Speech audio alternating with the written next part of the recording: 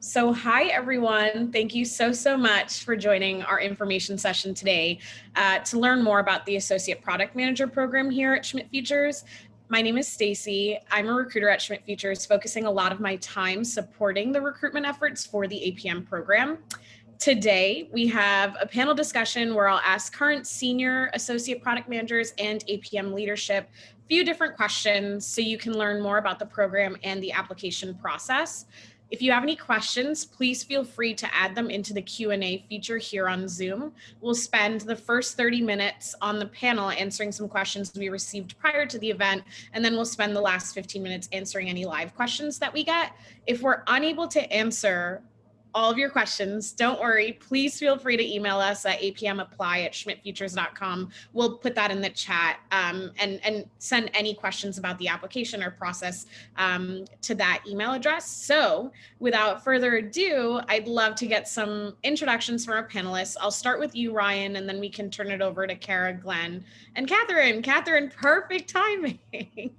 I'd love to hear each of you introduce yourselves with your name, your current position here at Schmidt Futures, and then for the APMs, your majors and minors upon graduation. So Ryan, let's get started.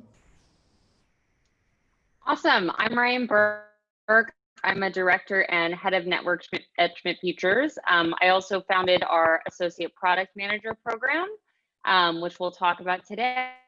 And before this, I spent 3 years in the Obama White House on the economic.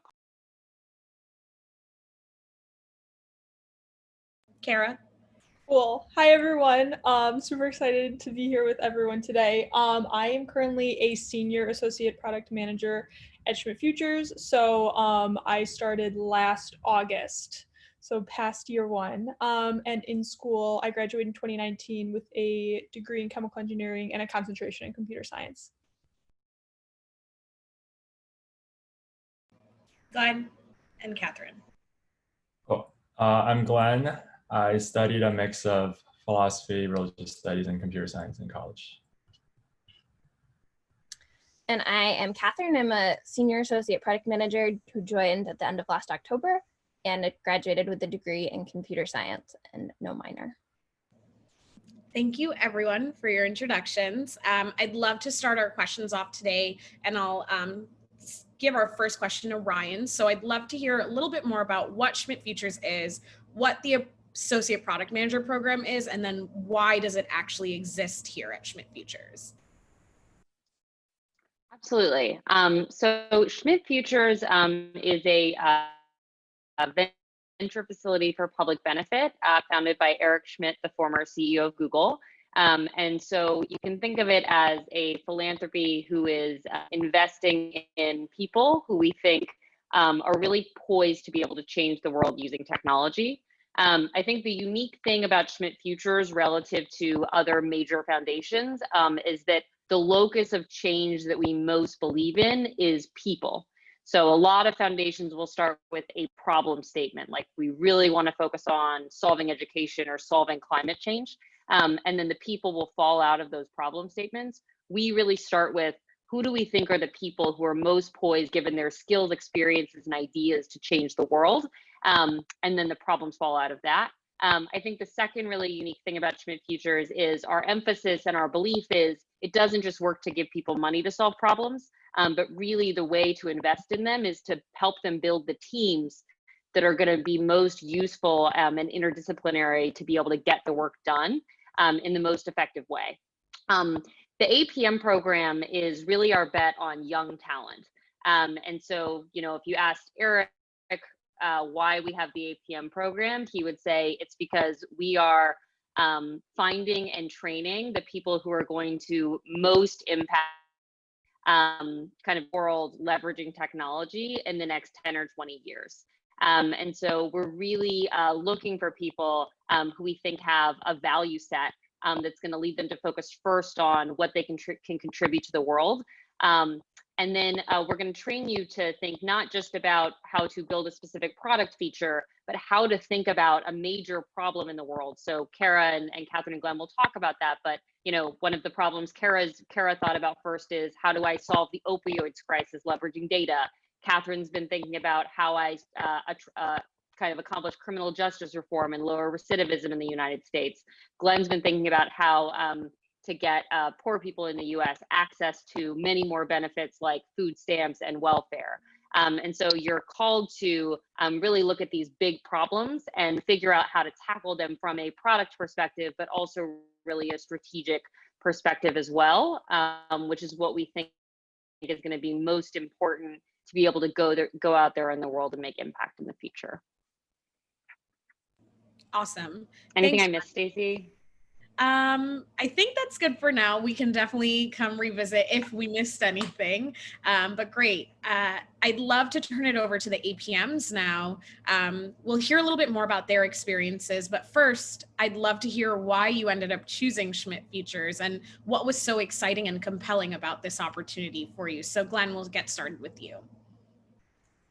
Yeah, when I was doing this in your shoes last year, I, for better or worse, had an initial set of criteria. I went about it pretty systematically. So I was looking at mission, team, and role in that specific order. And I think when I was looking for opportunities, there were really none that met all three criteria until I found Schmidt Futures, the APM program here. And I feel really lucky to be part of the first cohort. And obviously, if you find any that fit all three criteria, let me know. But I think really also another criteria underpinning all three that me reflecting on the criteria now that I realize is growth potential. So it was really mission, team, role, and then underpinning all of that growth potential. And when you add up all four of those, Schmidt Futures APM program is really in a super unique position, I think, in the world. And it's really a big reason why it was started. Why Ryan started. It's an innovative program. It's not your typical APM program. This is something that we're hoping will really make an impact in the social sector. And this is not another tech APM program. So I think that was the reason why I chose this program, and I think it still holds true during my time here. I did not have quite the same framework as Glenn, but I knew that I wanted to find something where I could feel like my work had a purpose. And also I had grown, I felt like tech didn't have all the answers to a lot of problems. And so when I saw that Schmidt Futures was running this program, it was really interesting at first because it was like, we're going to have you work on societal problems. So right there was like, obviously there's going to be purpose. And then as I went through the interview process, I realized Schmidt Futures had this really interesting collection of people from all sorts of different backgrounds who were approaching problems with all sorts of different frameworks. And so like tech doesn't have all the answers, but like people at Schmidt Futures have a lot of different answers. And so it feels like it's a really exciting place to start to bring in perspectives beyond just tech, which is what I was familiar with, in order to solve problems. Even if technology is something we do in a lot of our problems, we're thinking beyond just how tech can solve problems. And that was something that felt like really, really unique about the APM program that was exciting to it, on top of just the actual problems we were going to get to work on. Yes, I also did not have as systematic of a framework as Glenn. That's really good though, Glenn. I think that for me, I've really enjoyed past experiences where I was given a lot of ownership over a topic area that I thought was really important and kind of underappreciated or under-researched. And so I think that the APM program is just kind of like this on steroids, I would say, in terms of really being able to own a problem, particularly in high ambiguity situations, and kind of figure out what a solution may be. But I would caveat that with the fact that you have like this crazy support system with all of these people who, like Catherine said, have pulled levers in government, in the private sector, in philanthropy. So really kind of having a tool set of different ways that you can solve that. And so it was unlike anything that I'd seen. And all of my interviews with the team were kind of incredible, not just in terms of people having great ideas, but also getting really excited over others' ideas. So I think that for all of those reasons, it was really appealing. Awesome. Really exciting to hear a little bit more about why you ended up choosing Schmidt Futures. Let's talk a little bit more about the work that you've done while being at Schmidt Futures. It's been a few of you have been through some rotations now. I'd love to hear, some of the current or past projects you are working on or have been working on. Catherine, can we please have you start us off there? Yeah, so I have been working for my first rotation was at an organization called Recidiviz, which is a nonprofit doing criminal justice reform, really working to end mass incarceration in the United States. I've been there since last October, and I'm going to be there for another month before rolling on to my second rotation. I kind of chose partway through to extend it more than is a typical length. There's been a lot accomplished. We have grown, the team has grown from 6 people when I joined to like 23 people now. And I have personally been in charge of a variety of different products there. I think one product I got from like user research to, we just launched it last week, from like complete ideation of its roadmap. Another product I took over and made major changes to, did some product crisis management during COVID. I think that was really impactful in a couple of states that we work with. Working on getting one more product out the door before I leave that I'm also really excited about, specifically around incentivizing parole and probation officers, who are people who are supervising people out in the community after or instead of incarceration, and trying to get them to become advocates for justice-involved individuals to succeed in their community. I've worked with a huge number of stakeholders in criminal justice reform. I've met with departments of corrections officials, from like individual parole and probation officers in the middle of rural North Dakota to like the director of corrections in different states, which has been crazy. Getting them excited about our products and excited about change. I was the first product manager at this organization, and so we really saw a lot of products starting to accelerate from a team of engineers that was like trying to build the thing and figure out what it is, to like they could start focusing on building the thing and I could start focusing on what it was, which was really amazing. And I think so that's like the high level overview. I think recently we've been looking at expanding, like now that we have a core set of products and a few of the states we work with, what's our roadmap for onboarding new states and how do we have an impact in the first year we work with them? And so I've recently been working on that roadmap, like creating like how do you create not just a set of products that incentivize good decisions and data-driven decision-making in criminal justice, but how do you actually teach the people who are at the head of these departments what it means to do data-driven decision-making and prioritize goals against data, which they didn't have access to until our products, which has been really cool. And it's exciting to see, like, I won't be there in the next year, but they will still be working on this program. So that's been really, really fun to see and exciting to have happen just before I move on to another rotation. Yeah, like Catherine, I was also first product person at my first rotation, but in a almost completely different environment. Unlike Catherine's 6-person startup, mine was a 200+ person national nonprofit called BDT, Benefits Data Trust, that was helping to deliver government benefits and services to those who need it most. And this is the largest organization that does this work in the country. And specifically, I was working on one of their biggest projects in partnership with Robinhood, which is the largest philanthropy in New York City, to pilot their software tool to New York City to help New Yorkers in need.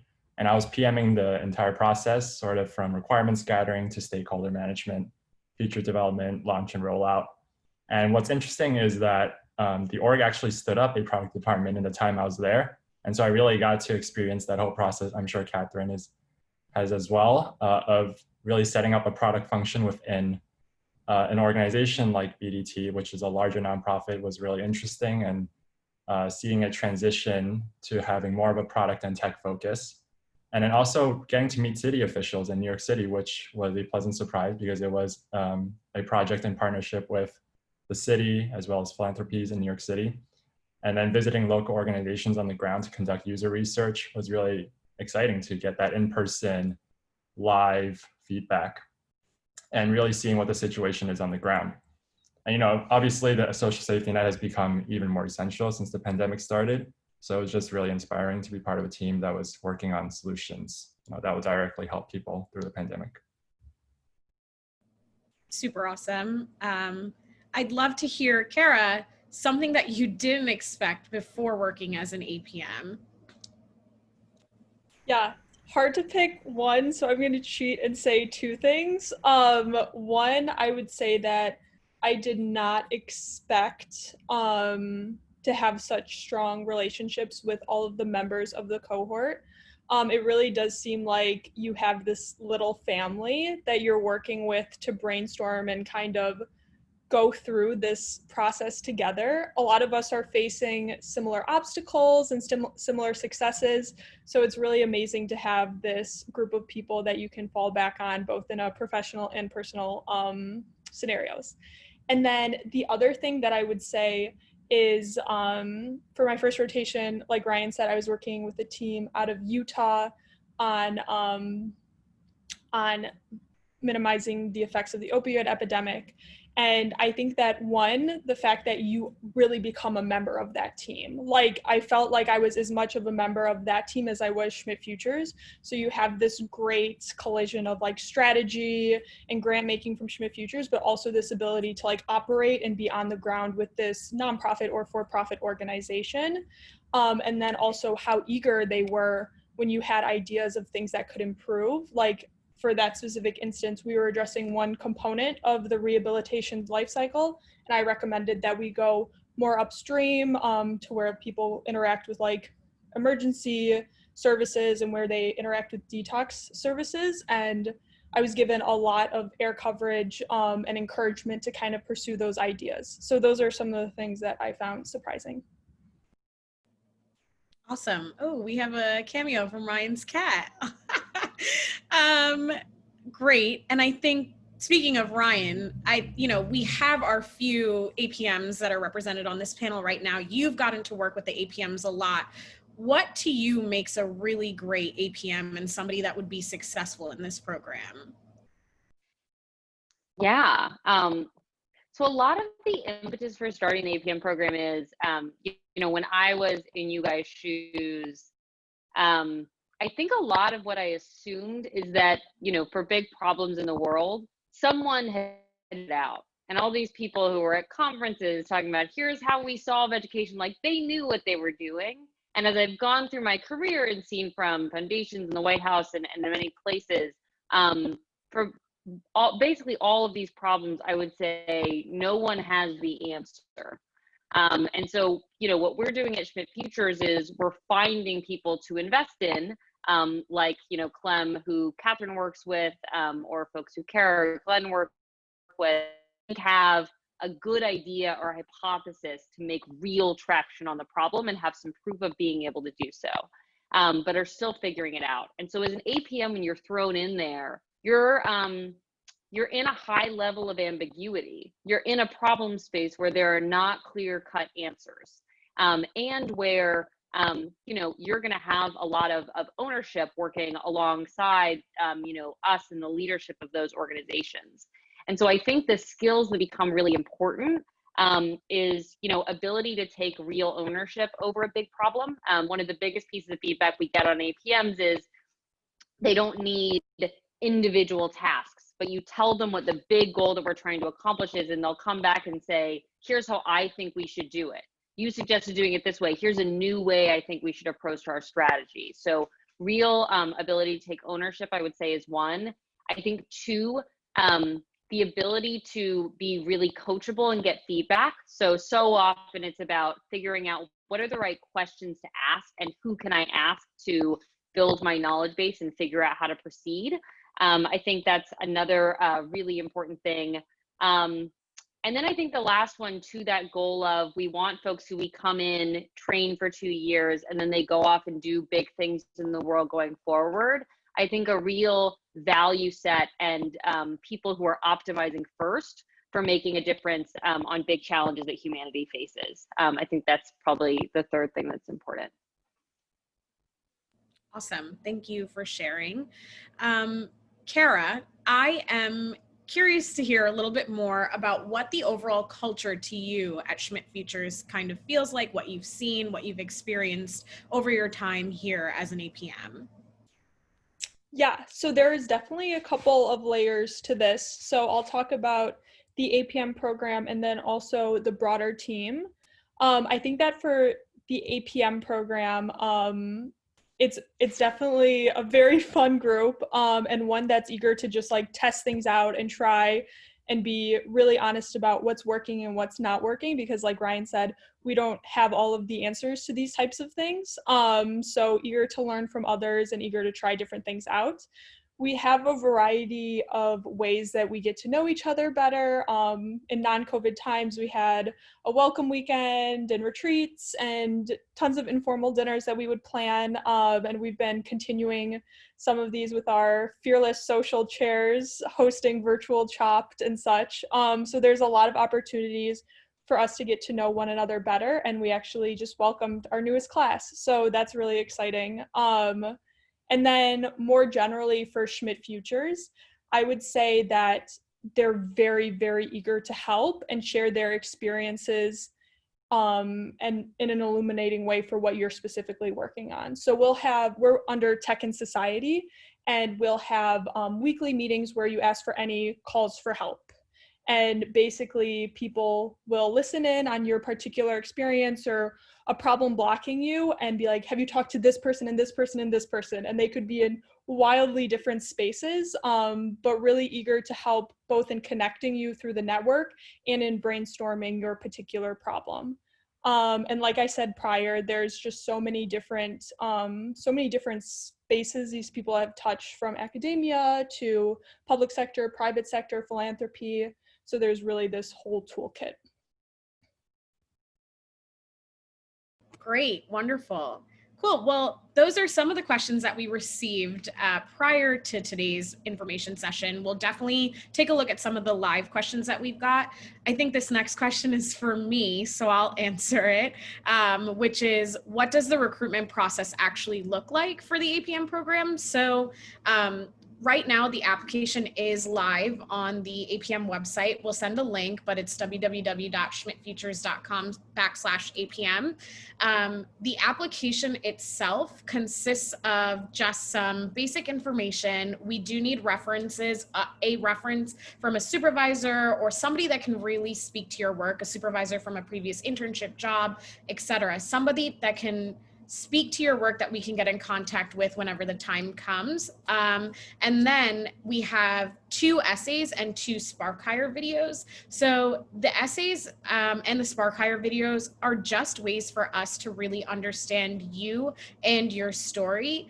The biggest tips that we can give you for these things, just be yourself, be authentic, and be proud of your story. We're looking for a diverse cohort with different experiences and backgrounds, so don't be shy to apply, and don't try and fill out the application with things you think that we want to hear. We appreciate authenticity and openness. The questions were really built out so we can understand exactly how you got here, and so we want to know more about what motivates you, what drives you, and how you're able to overcome adversity. Ryan will talk a little bit more about what might happen after, if you're moved forward after the essays and Spark Hire round. We will have a work product test that Ryan will talk a little bit about right now. Great. And I'm sorry, my husband is vacuuming back there, so sorry if there's a little bit of background noise. So the work product test, really there, what we're trying to test is your conceptual thinking ability and baseline skill sets that lead us to believe that you would be a great APM at Schmidt Futures. And so it's really going to be, the type of problem that an APM would have to jump in and solve, and then you giving feedback on, here's how I would approach it and tackle that problem. It definitely does not require you to have any ingoing product management or skills. So we are not looking for you to know how to wireframe or do UX design, or, those are all things that we fully believe and we will. But it's really those underlying conceptual thinking skill sets that, we're looking for folks who we believe can be highly successful here, and that's what we'll be screening for. But I wouldn't, definitely don't get in your head about, oh my gosh, I haven't done a PM job, so I don't know how to approach it with those frameworks. Totally fine and not expected at all. Awesome. And so after that work product test, if you're moved to that stage, you can expect interviews and different conversations with folks on the team to really happen during the months of October and November, with a final selection of our cohort happening at the end of November. I hope that answers questions about our timeline and kind of what we're looking for in the application process. With that, I'd love to just open to some of the Q&As that we've gotten live.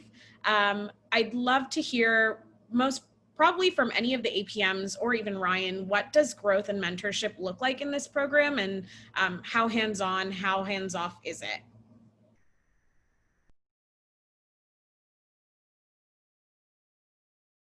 I think there are two levels of mentorship. One is obviously we're placed externally, so there's mentorship you receive from your partner organization, but then there's also mentorship from the Schmidt Futures team.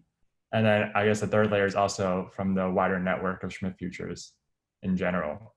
And so how that often looks is we're placed on projects with organizations, and through those organizations, we obviously have product mentors who guide us through the entire process.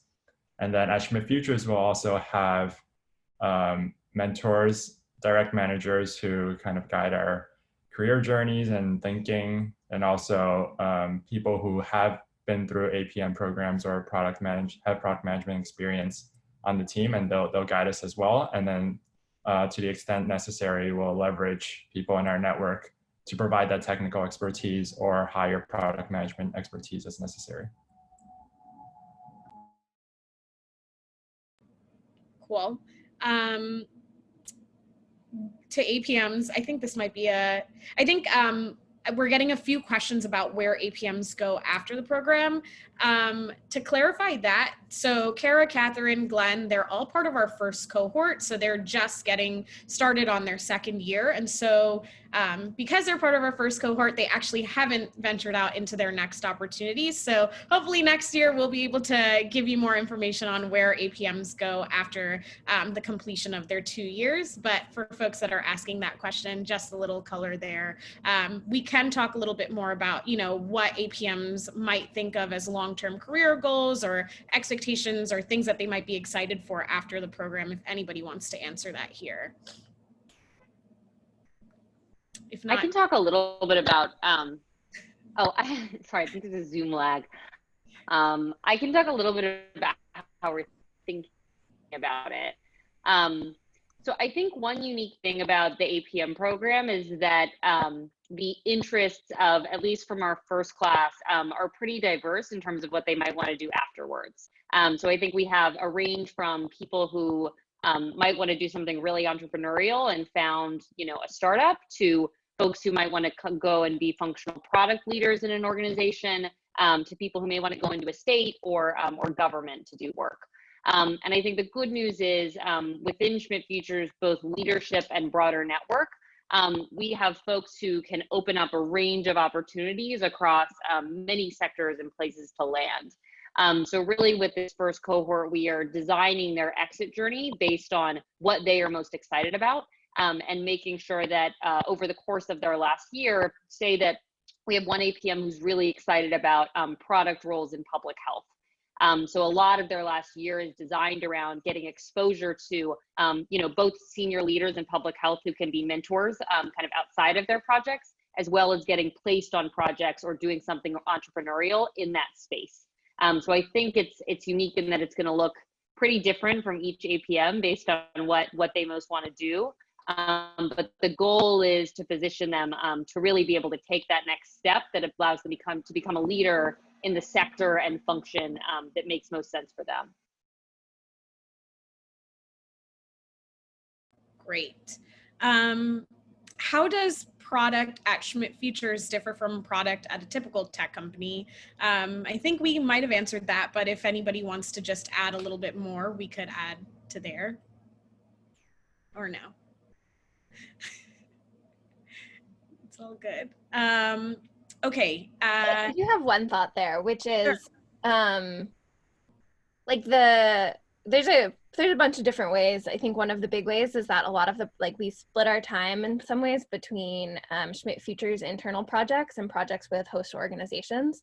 And so a lot of the very specific products we're working on are focused in our host organizations. And so how the host organizations work product is often more traditionally techy. But I think the biggest difference is actually working in the social impact space. Is when you're at a big tech company, often, I want to get more daily active users. And so everything is focused around optimizing for that metric. But when you take a step back and you're focusing on like, I want to reduce the number of people incarcerated in the next 10 years, all of a sudden what you're optimizing for is a little bit different. It might be that it's not just like a physical tech product, but you have to say like, my tech product is getting viewers, but is it driving the decisions I think need to be made in order for mass incarceration to be reduced? And that is really exciting. And that is kind of the whole point of the APM program, but it means that the metrics you're tracking are a little bit different.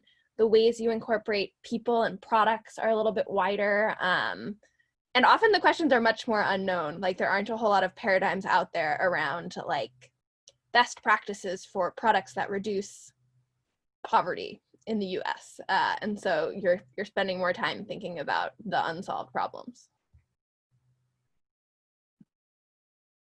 Great. Thank you, Catherine. I think this is a very interesting question, and I think it's very relevant to where we're at right now. What has the pandemic taught you about working from home this year, and any advice for being kind to yourself and staying motivated and interested in the work you're doing, especially if you consider yourself an extrovert? I think that's a great, just how has your life changed having to work from home and still be a part of this program? I think that we can all agree that it's been hard. And I don't want to say that facetiously, because it's definitely affected other people who do not have remote work and do not have the opportunity that we have much harder. But I think that in terms of like cohort development, that's been one thing that's been challenging for us to kind of stay up with each other when we can't run into each other in the office. Which we've been doing our best by having virtual events like I alluded to earlier. And then I know that Glenn has onboarded to his new organization in a virtual setting. I'm working on an internal project right now for my rotation, so it feels a little bit more natural because I knew a lot of the people beforehand. So that's definitely lightened the load a little bit. But I do think that some of the like common ones that you've probably heard from others are like being very communicative with when you need a break, and over communicating if you're starting to feel burnt out, and then just also taking time to step away from the device, go for a walk, spend some time outside, just because I know that it has been hard on everyone, but to varying degrees. Ryan, I'd love to hear a little bit more about how APMs are actually matched to their organizations, and if organizations are matched to specific APM interests. Absolutely.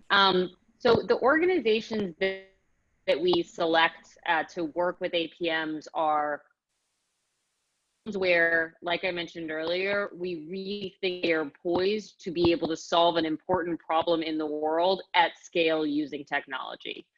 So that's one thing. I would say the second thing is that their leadership is both coachable and willing to give extremely outsized ownership to someone coming straight out of college, because often the APMs are identifying ways that the organization needs to change and improve and on their strategy far outside of just an individual product feature. And so really we want leadership to be open to changing and improving based on the feedback that we get from APMs. So that's kind of one thing just across the board that we're looking for.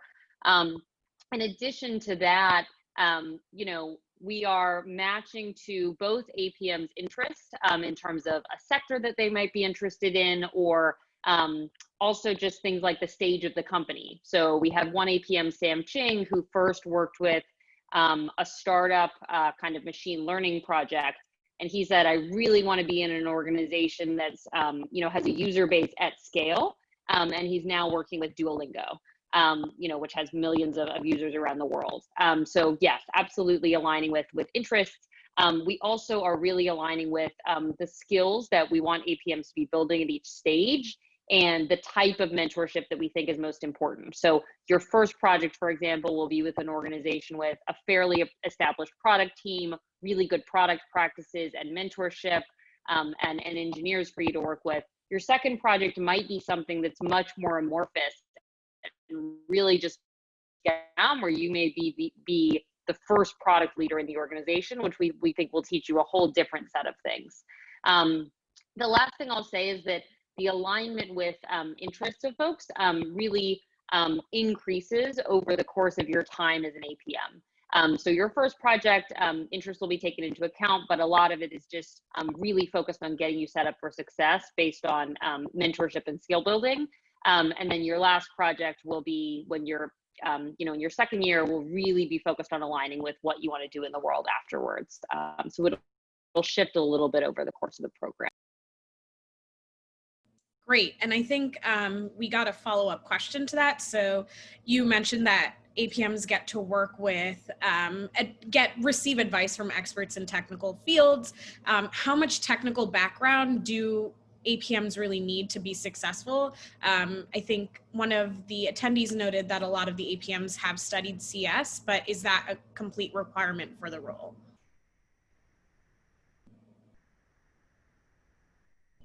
Any of the APMs? Kara, I know that you actually didn't study. Yes. Yeah, so I'm in the minority that I didn't study computer science. I think that technical fluency is really important for the work that we do. So being able to talk about like a front end and a back end, and then particularly like if you have some machine learning expertise, that's great. But like Stacy alluded to earlier, we're looking for a really diverse cohort where some people will have like super strengths in these areas, and then some people will have really strong strengths in other areas. So I think that the moral of the story is definitely apply. It's not prohibitive, and as long as you have some degree of technical fluency, that's a really good start.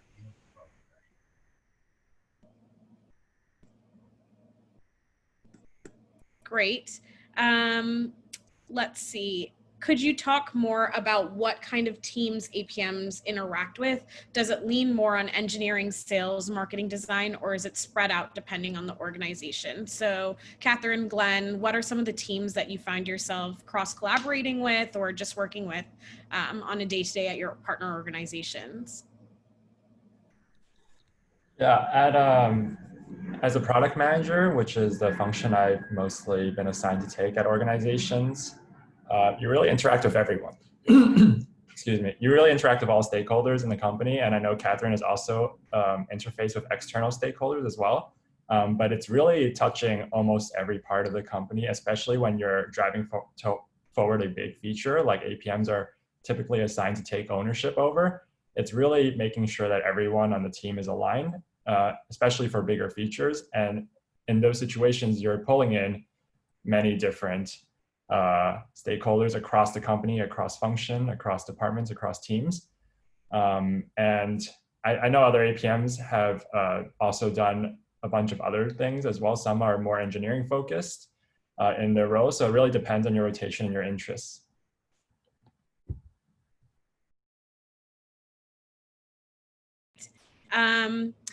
Last questions. Well, we'll answer about 2 more questions, and then you can send all extra questions to apmapply@schmidtfutures.com. The question that I was looking at, and it just went away. Hold on. Oh, to the panelists, did any of you have PM experience prior to working at Schmidt Futures? If not, how did the program train you to be a great PM?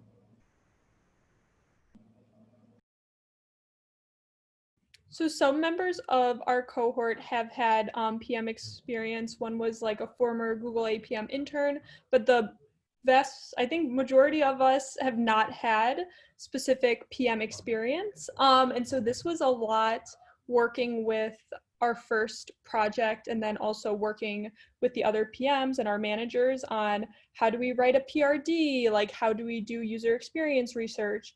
And generally over time, more and more of us have had to do these types of things, and we share out with one another. We also have like a shared drive of all of the other things. So if we're facing something new, we'll just be like, hey, has anyone done something, or kind of prowl around the shared drive. We're also bringing in more product mentorship for people who have worked in more senior product roles at Google, and then also the USDS.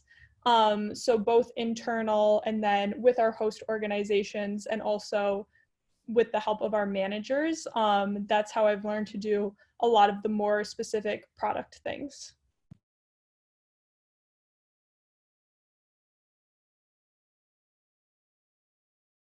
Great. And this is an interesting question. Could you tell us more about what some of the internal projects you all are working on look like? I think that's cool also to talk about a little bit of the work that you're doing at Schmidt Futures.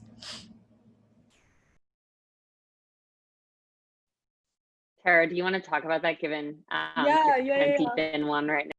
Yeah, I'll start. So I'm working on our huge internal effort called Rise, which aims to identify young talent who would not otherwise be identified through traditional talent selection globally. And specifically within this, I'm working on our accessibility efforts. So building out a WhatsApp bot, because not everyone has access to a smartphone, which is the primary avenue with which people apply, and then also a paper application. So that is what I've been working on internally, a lot of doing tests of what will the exact application look like, working with the team to build out the WhatsApp bot, and then also working with partners on what's the accessibility for the people in their region. And then another one that I just finished up is I worked on the onboarding for the incoming APMs, so getting them up to speed with the APM program and Schmidt Futures as a whole.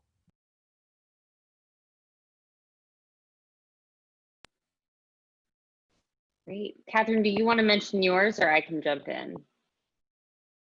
I can share. One of the things I've been working on recently has been thinking about how we review our portfolio. So Schmidt Futures has a mix of kind of programmatic work like the APM program and also grant making work. And one of the things we've been thinking about is how do we evaluate our grants in a comprehensive fashion in order to determine whether we've had the impact on the world we hope to have and how we can continue to improve in that mission.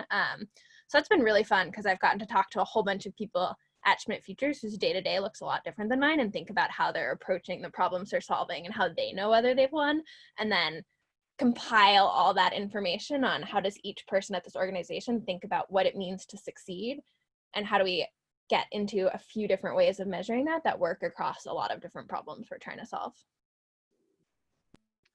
Awesome. And one other framing that I wanted to do, because I think it can be a little confusing, what are internal projects versus external projects? The way that we really think about it at Schmidt Futures is we are trying to assemble a distributed team around the world who is most poised to solve our toughest challenges, from climate change to criminal justice to education. Our grantees and the people we invest in are the folks out there in the world doing that. The people within Schmidt Futures are either supporting them like APMs, or we are building out tools and strategies using products and data science and our intuition to be able to find the highest caliber of people who can drive that impact and the diversity of teams and skills that are required to do that. So that's what Kara's project is about, is, you know, finding people at the high school age range who are, you know, talent that is pretty kind of unfound right now, who we really think can have that impact in the world. Catherine's internal project is, how do we evaluate the bets we've made on people so far and get better at that, at both supporting them and finding them? So as you think about Schmidt Futures, really think about it as the distributor kind of Avengers team that's trying to make progress in the world. And you may be working on sourcing and finding and supporting the team members on an internal project, or you may be working on helping them on one of their problems more directly. And then when you leave the program, you're, you know, going to be out there in the world solving problems with us, and hopefully continue to be in really a driving member. Amazing. On that note, what a wonderful answer, Ryan. Super inspiring. I want to thank everybody for joining us today. Again, I'm going to drop this in the chat. Please feel free to contact us, check out our website, read more about other APM testimonials, a little bit more about what we're looking for, the application process, everything is there. We're here for you. Please send any questions our way. We're really excited to review your applications. And again, thank you so much. I hope everyone stays safe during this time. Bye, everyone.